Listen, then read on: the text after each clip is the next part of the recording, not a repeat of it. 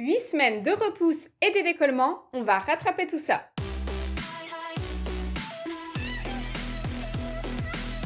Hello! Dans la pause du jour, on va effectuer un remplissage en gel. Vous êtes nombreux à me demander comment faire en cas de décollement. Et du coup, ça tombe bien car c'est ce qu'on va voir tout de suite.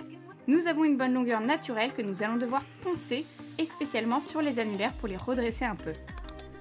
Après avoir désinfecté les mains de votre cliente, vous entamez d'abord le retrait de la couleur à la ponceuse. Avec un embout adapté, je vous conseille une fraise à grain moyen. Vous pouvez dès à présent raccourcir la longueur si c'est le souhait de votre modèle.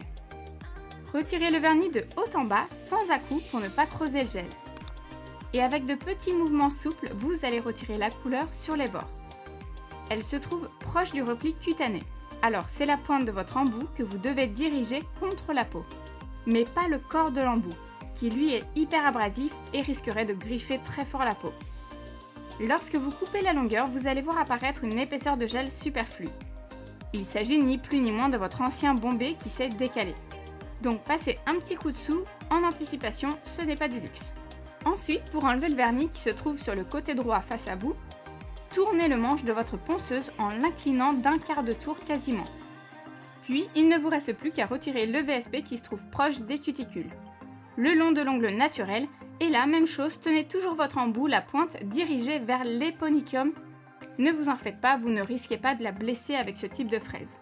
D'ailleurs, allumez votre ponceuse sur la même vitesse de retrait pour faire le test sur vous. Et faites toucher la pointe de votre embout directement contre la paume de votre main. Vous allez voir que même à 30 000 tours minute, c'est totalement indolore avec ce type de fraise. Maintenant, vous pouvez poncer main sur l'envers, toujours avec le même embout, si nécessaire, l'ongle qui doit être rehaussé. Au passage, ça permet de nettoyer impeccablement pour rendre la surface lisse et sans accroc. Donc, couchez bien votre ponceuse et prenez garde à ne pas riper en appuyant trop fort. Pour la main gauche, suivez exactement le même protocole. Nous avons un beau décollement, on le voit clairement à la couleur du gel qui est devenu blanchâtre. Un jour s'est créé entre l'ongle et la construction. Comme vous voyez, je contourne toute la zone sans jamais passer dessus. Sinon, ça agrandit la plaque de décollement et en plus ça chauffe.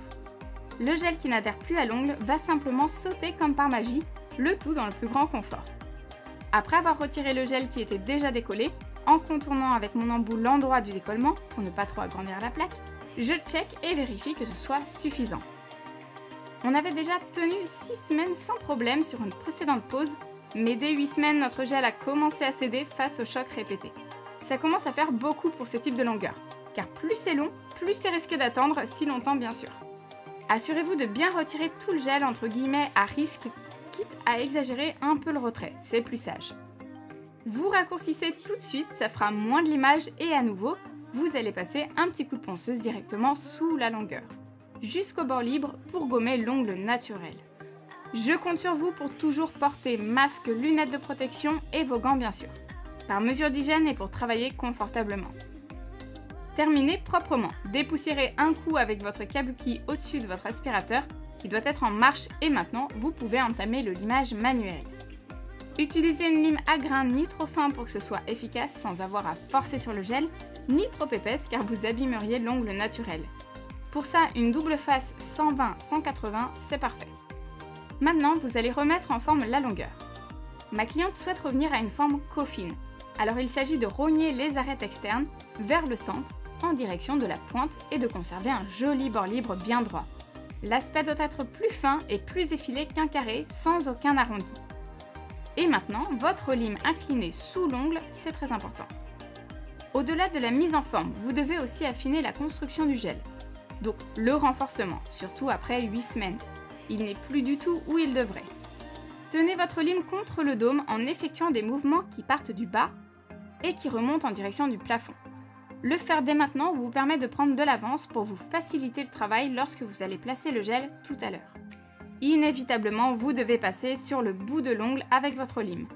Alors faites pression avec votre pouce sur la délimitation ongle-gel pour éviter que ce soit désagréable pour votre cliente ou que ça plisse en ongle naturel. Le poids n'est pas équitablement réparti pour l'instant, donc méfiez-vous juste de ça. Matifiez bien toute la surface. Il ne faut pas qu'il y ait de saleté qui se soit logée sous le gel ces dernières semaines. Et surtout, il vous faut préparer à nouveau la plaque. Ça peut paraître impressionnant à regarder, mais la pression est vraiment très faible. La lime est adaptée et en aucun cas vous faites des mouvements de va-et-vient, donc tout va bien. À chaque action, vous relevez votre lime. Elle doit être décollée de l'ongle lorsque vous revenez sur vos pas pour repasser dans le même sens. Corrigez rapidement les bords et une fois que la forme vous convient, terminez la manucure en prenant bien soin des cuticules, qui ont forcément pas mal repoussé. Commencez par votre embout flamme en diamant. Vous choisissez son grain en fonction des besoins, si les cuticules sont vraiment développées ou non. En général, vous utiliserez ceux qui ont une bague bleue.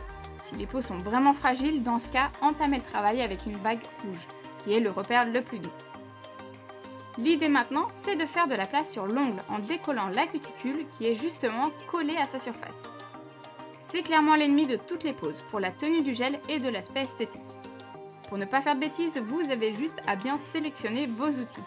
Ajuster une vitesse assez haute, ne pas appuyer, d'où l'intérêt d'avoir une ponceuse puissante et de respecter le sens logique de retrait.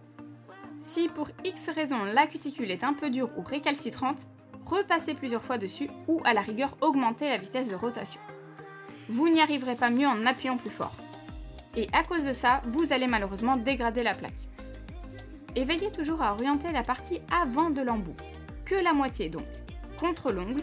Relevez juste assez le manche pour ne pas planter la pointe, ni le coucher intégralement. Avec votre pince, vous n'avez plus qu'à couper délicatement les peaux décollées et repousser tout contre le repli proximal. Effectuez le même circuit que précédemment. Personnellement, comme je suis droitière, je suis plus à l'aise en travaillant de la droite vers la gauche. Ça, c'est à vous de voir. Quoi qu'il en soit, et pour ne pas envoyer mon coude vers le visage de ma cliente, je finis toujours par me tourner, pour couper cette fois de la gauche vers la droite. C'est pour terminer de boucler le mouvement proprement. Je vous conseille des lames de 6 ou 7 mm bien aiguisées. Ce sera plus efficace et contrairement à ce qu'on pense, il y a moins de chances de se blesser. Du coup, si vous aussi vous avez démarré le travail des cuticules avec votre embout bleu, maintenant vous allez avoir envie de fignoler avec un embout beaucoup plus doux. Encore une fois, adaptez-le selon les besoins. Ça pourrait être aussi un embout avec une tête en forme d'olive ou de bourgeon, à bague jaune, si vraiment les peaux étaient dès le départ meurtries et super sensibles. Puis vous pouvez gommer un petit coup les peaux que vous ne souhaitez pas couper avec votre embout tonneau. Ça peut sembler gadget, mais c'est très utile et je préfère ces formes-là aux embouts boules, ceux qui sont tout ronds, que je trouve vraiment trop rugueux et difficiles à manier. Surtout que les embouts tonneaux permettent d'être précis en travaillant avec la pointe arrondie. Et à la fois, ils couvrent une surface plus importante de par leur forme allongée. Ils sont hyper doux, bon, ça peut chauffer si vous vous attardez trop longtemps au même endroit, comme d'hab, mais ils sont super pratiques. Ils se trouvent clairement dans mon top 5. Arrive le moment d'appliquer votre nail prep pour déshydrater la plaque naturelle. Et servez-vous du line out pour vous aider à sceller le gel à cause des décollements. Appliquez-le uniquement à la limite entre l'ongle et le gel. Il va s'infiltrer et il formera comme une barrière une protection bonus. Puis comme d'habitude, votre primer qui laisse un fini collant, donc votre cliente ne doit plus rien toucher après ça. J'ai réutilisé le même gel, il s'agit du Builder Gel Clear d'Indigo. Il est de viscosité moyenne, donc il s'auto-égalise très bien et globalement, il offre une bonne adhérence à une majorité de personnes. Il chauffe un peu sous la lampe, mais c'est supportable. Pour remplir, puisque c'est bien de ça qu'il s'agit, prélevez une bonne noisette de gel. Ceci dit, je vous conseille de ne pas trop en prendre, sinon ça peut couler rapidement. Le mieux, c'est tout de même de se resservir que de devoir en retirer. Posez votre gel pour ainsi dire sur l'apex, pas complètement collé aux cuticules, sinon ça va déposer beaucoup trop de matière et créer un bourrelet disgracieux. À peu près centré, vous allez pousser le gel avec de petits mouvements assez proches de la peau sans jamais la toucher. Conservez en réserve sous votre pinceau le reste de gel, que vous allez étirer sur la longueur, qui elle n'a pas besoin d'être beaucoup recouverte. En gros, sur la moitié haute, c'est le renforcement, et sur la moitié basse vers la pointe, c'est le curl. N'en mettez pas trop sur les bords, il en reste déjà assez. De profil, vous devez voir apparaître un dôme au milieu. Si c'est encore léger, retournez le doigt de votre cliente. Il faut qu'il soit complètement couché sur l'envers pendant environ 5 ou 6 secondes. Et normalement, le gel se sera placé au centre grâce à la gravité. Une fois bien catalysé, vous n'avez plus qu'à dégraisser pour retirer la couche collante du gel. Mais avant ça, vous aurez pris 1 minute pour nettoyer les résidus de gel sur votre pinceau pour ne pas qu'il se fige au poil.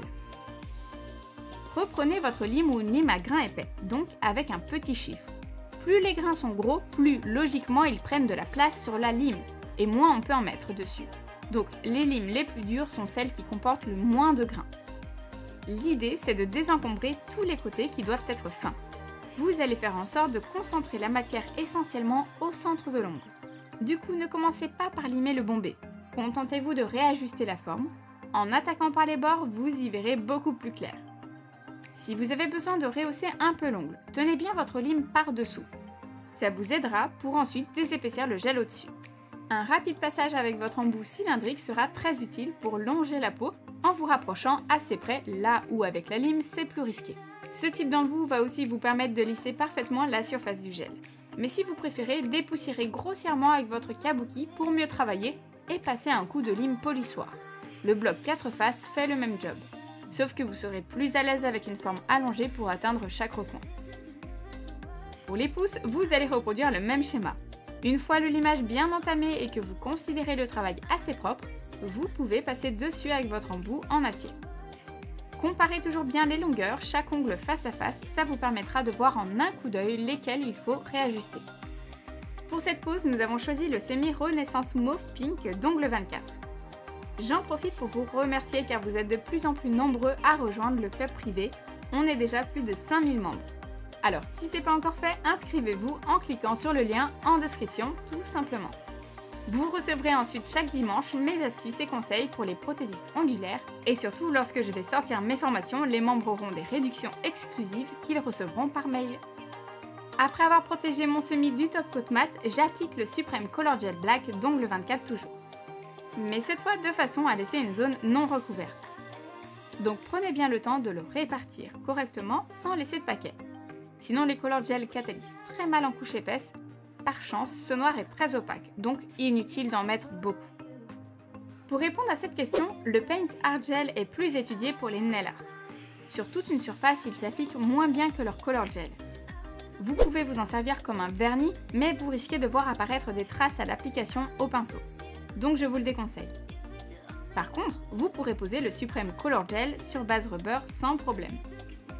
Après une rapide petite sélection de foils et si je n'ai pas de couche collante, je me sers de ma colle à foils et alors je pose la face mat sur l'ongle, je ne presse quasiment pas et je décolle mon foils aussitôt. Si votre foils reste accro, le résultat est vraiment superbe et pour donner un look un peu feuille d'or, faites comme moi et froissez entre vos doigts le papier foils. Il restera lisse à l'application mais avec quelques petites imperfections hyper glam.